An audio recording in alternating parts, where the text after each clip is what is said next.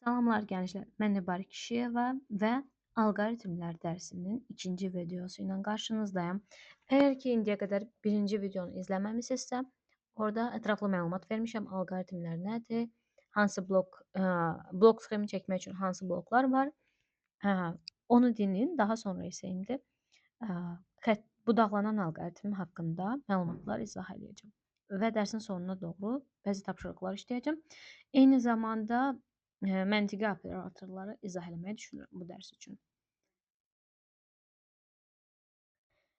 Budaqlanan alqoritm deyəndə bizdə elə məsələlər nəzərdə tutulur ki, haldan asılı olaraq məsələnin həlli və cavabı fərqli olmuş olur. Yəni iki case var, iki və daha çox.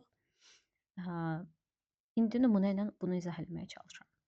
Hamınızın yəqin ki, bu yadındadır. Ax kvadratı plus bx plus c bərabərdir 0. Bu tənliyin köklərini necə tapırdıq?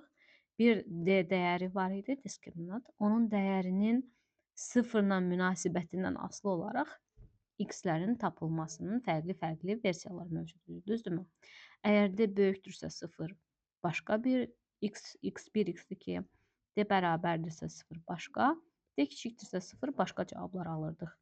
Bu misalın üzərindən indi sizə izah edəcəm ki, budaqlanan alqoritm üçün blok sxemi necə qurulur? Deməli, hal-hazırda bizim burada verilənlərimiz nələrdir? Başladıq, tutaq. Start.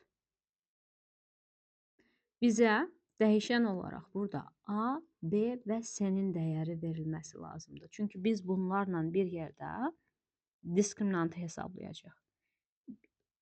Inputda A, B və C-nin dəyərləri verilir və input alan kimi biz nəyi hesablayırıq? Diskriminantı hesablayırıq. Bir D dəyəri var, hansı ki B kvadratı minus 4AC, nəsə belə. Bu D dəyəri hesablanandan sonra onun 0-la münasibətinə baxırıq. Əgər ilk şərtdə yoxlayırıq. D böyükdürsə 0. Bu şərt blokundan sonra bizdə hə və yox qolları mövcuddur.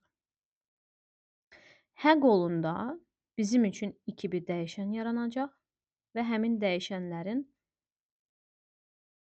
həlləri üçün x1 və x2 bir tənlik qurulacaq. İndi nə idisə, option. x1 və x2 hesablanacaq. Eyni zamanda onları çapa verəcəyik.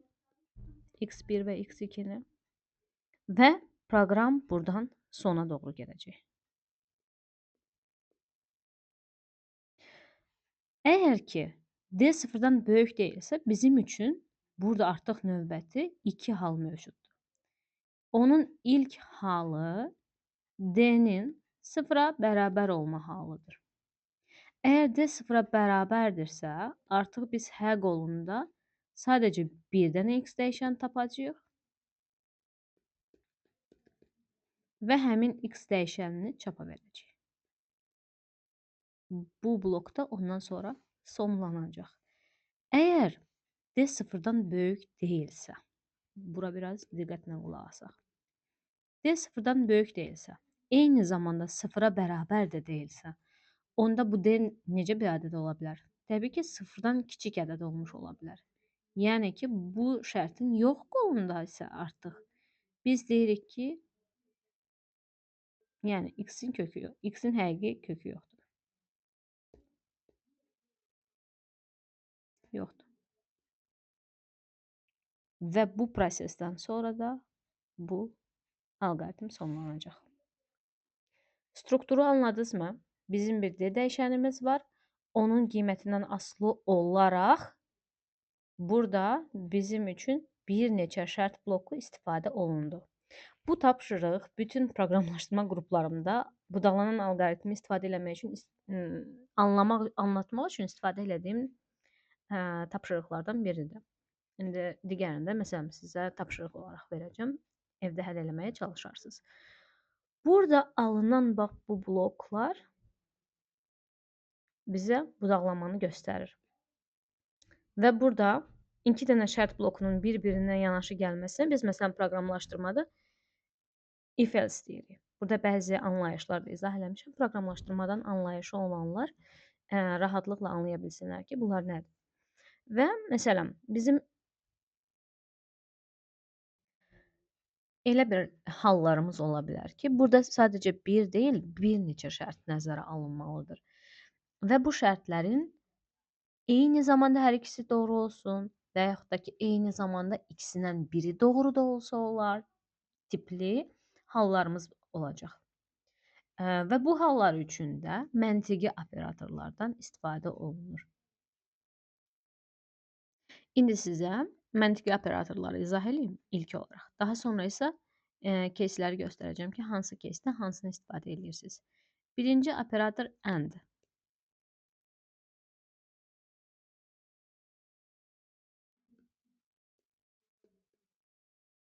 Sonra or və sonuncusu not. Məsələn, bizim şərtimiz əgər ki, bizə şərtin doğru olması lazımdırsa, not şərti operatoru, məntiqi operatoru bizə şərtin əksini qaytarır. Əgər şərtimiz hədirsə, şərtimizin cavabı da doğrusu hədirsə, not operatorunu ona istifadə eləsək, onda bunun cavabı yoxa çevrilmiş olacaq. Not məntiqi operatorunda proqramlaşdırmada qarşılığı belədir və blok sxemdə də bu formada görəcəksiniz.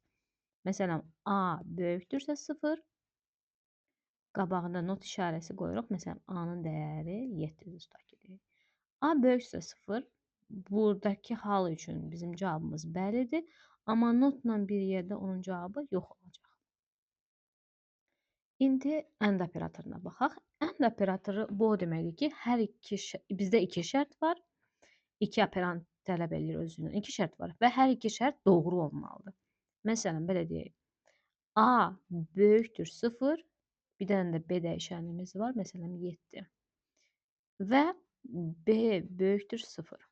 Əgər qabağında, ortasında bunların AND yazılıbsa, bu AND-in işarəsidir. Onda hər iki variant doğru olanda bizim şərt blokumuzun həqolu işləyir. Bu variantlardan hər hansı biri və yaxud da ki, hər ikisi əgər doğru deyilsə, artıq bizim blokun yox qolu işləyəcək. Nümunədə birazdan göstərəcəm. Və keçirik ora.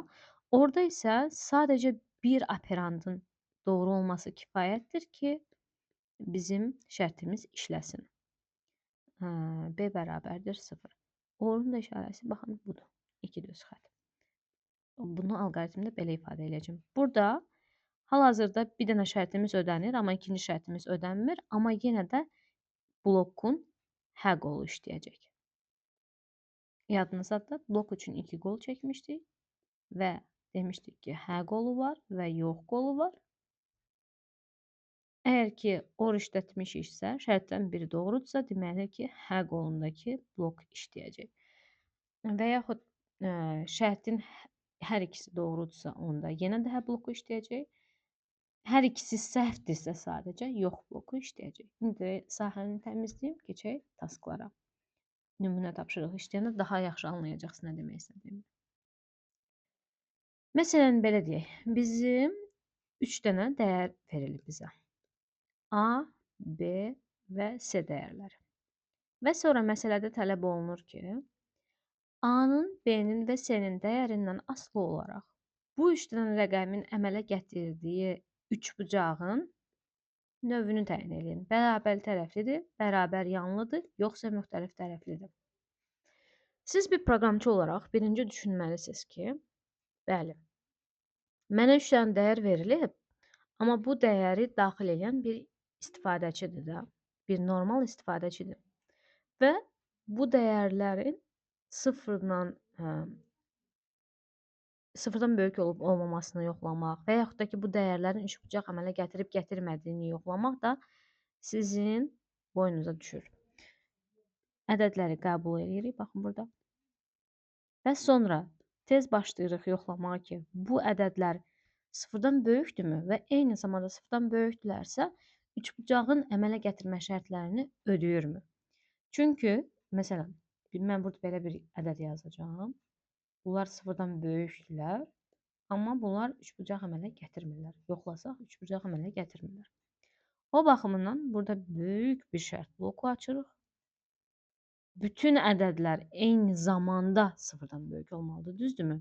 Ona görə deyirəm A böyükdür 0 and B böyükdür 0 and C böyükdür 0. Bərabərdir də yox, böyükdür 0. Eyni zamanda bu şərtlərin hamısı ödənməlidir və plus bu şərt blokunun içərisində burada yazıram çünki biraz uzun olacaq. Amma bilin ki, bu şərt blokunun daxilindədir. A-nın üstünə B-ni gələndə cəm C-dən böyük olmalıdır. 0 yazdım sonra. And B-nin üstünə C-ni gələndə A-dan böyük olmalıdır və A-nın üstünə C-ni də gələndə B-dən böyük olmalıdır. Bu üç şərt və bu üç şərt eyni zamanda ödənməzsə, bu proqramın yox qolunda biz birbaşa deyirik ki, üçbucaq əmələ gətirmir. Və yaxud da ki, hər hansı biri ödənməzsə, yenə də üçbucaq əmələ gətirmir. Amma hamısı ödənərsə, hamısının ödənməsi də təbii ki, bu əndlərlə ifadə olunur. Hamısı ödənərsə, biz artıq bilirik ki, %100 bizim ədədlərimiz üçbucaq əmələ gətirir. Biz artıq başlamalıyıq tapmağa ki, bunlar hansı növ üçbucaq əmələ gətirirlər. Ən asanı, təbii ki, bərabər tərəfli olub-olmadığını yoxlamaq. Onda necə yoxlayırıq? A tərəfi B-yə bərabərdirsə, bu bərabərdirsə, eyni zamanda B tərəfi də C-yə bərabərdirsə, bunun H qolunda artıq alınır ki, bunlar bərabər tərəfli üçbucaq əmələ gətirilir. Bir dənə bunu unutdum. Burada sonlandırırıq bunu.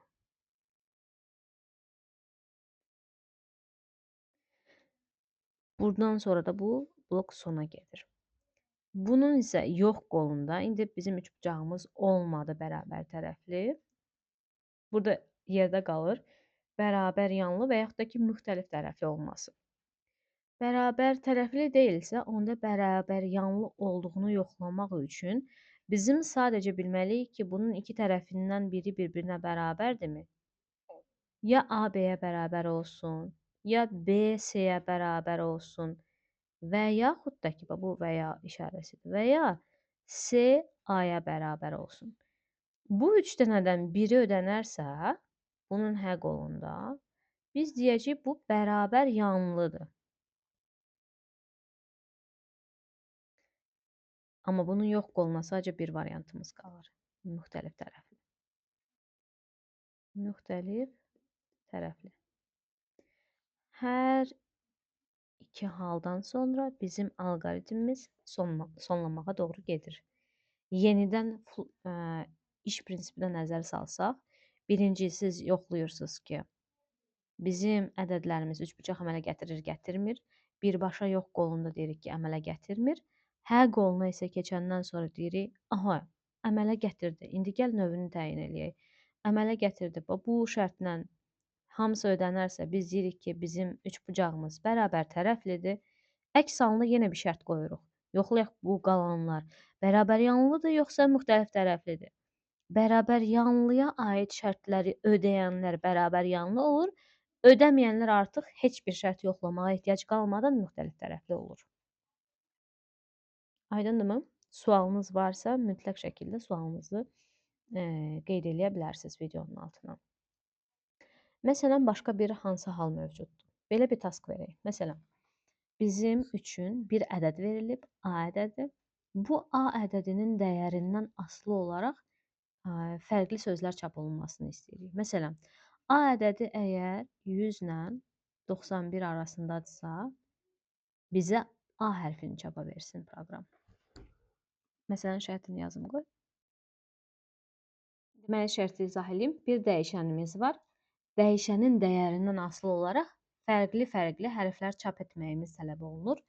Əgər bu dəyər arasındadırsa A, 90-81 arasındadırsa B, 80-71 arasındadırsa C, 70-dən aşağı, yəni ki, sıfıra qədər dəyərlərdən biridirsə, bizim üçün D hərfi çapa versin.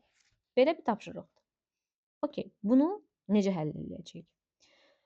Birinci olaraq diapazona baxırıq ki, görürsüz, 0 və 100 arasındadır.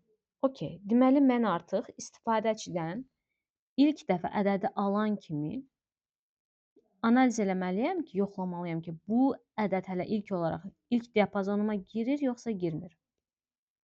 Artıq diapazonun daxilində deyilsə, siz bilirsiniz ki, nə edəcəksiniz?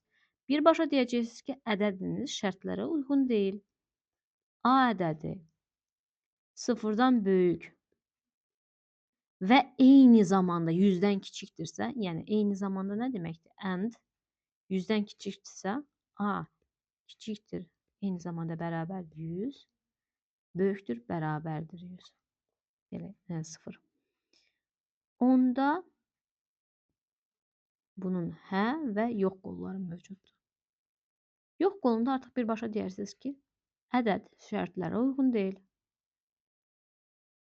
Burada x yazırıq. Şərtlərə uyğun deyil. Hə qolunda isə artıq başlayacağıq ikinci şərt yoxlamağa ki, bu diapazondan hansısa birindədirsə, hansı birindədir və hansı ədəd çapa verilməlidir. Okey. Deyirik ki, A ədədi 100-dən kiçik bərabərdir. Eyni zamanda 91-dən böyük bərabərdir.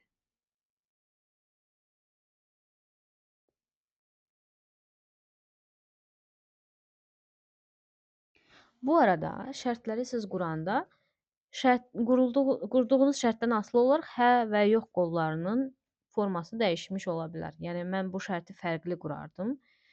Məsələn, deyərdim ki, A 100-dən böyükdürsə, eyni zamanda A 100-dən kiçikdirsə, onda bunun hə qolunda deyərdim ki, A ədədi şərtə uyğun deyil.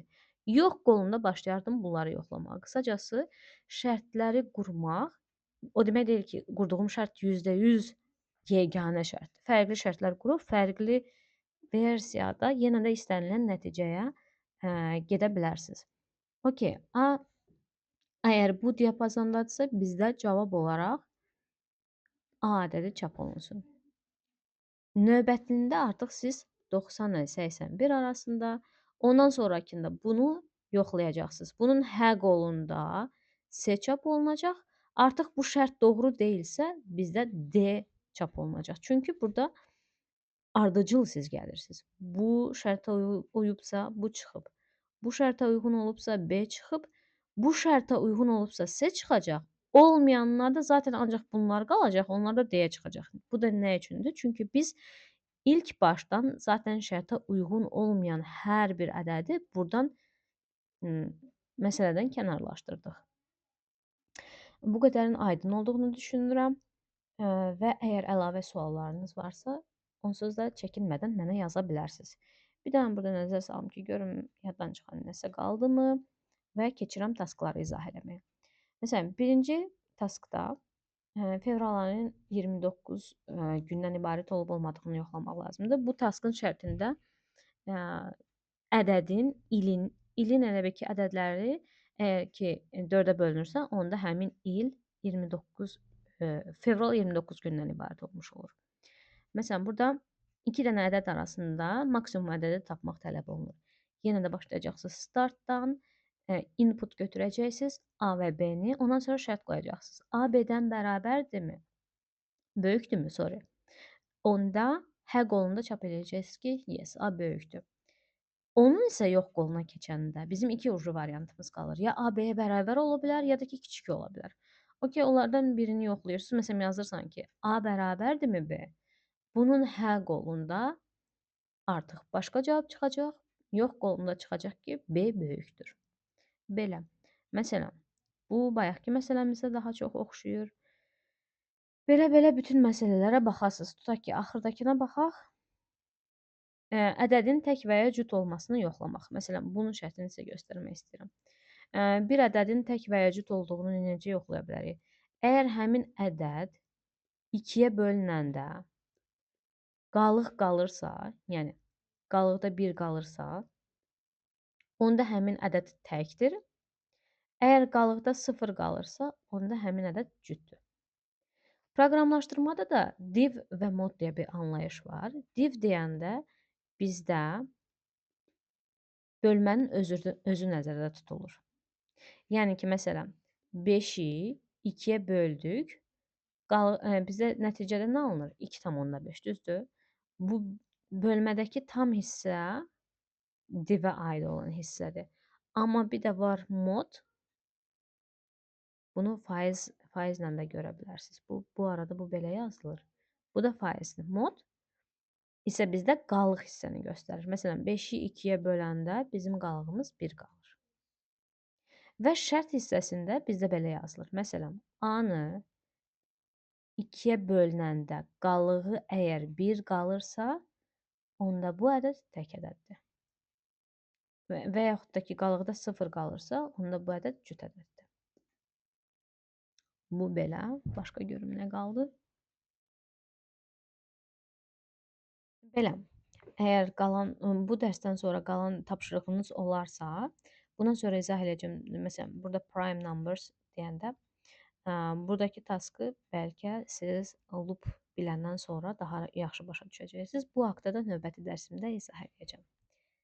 Uğurlar sizə.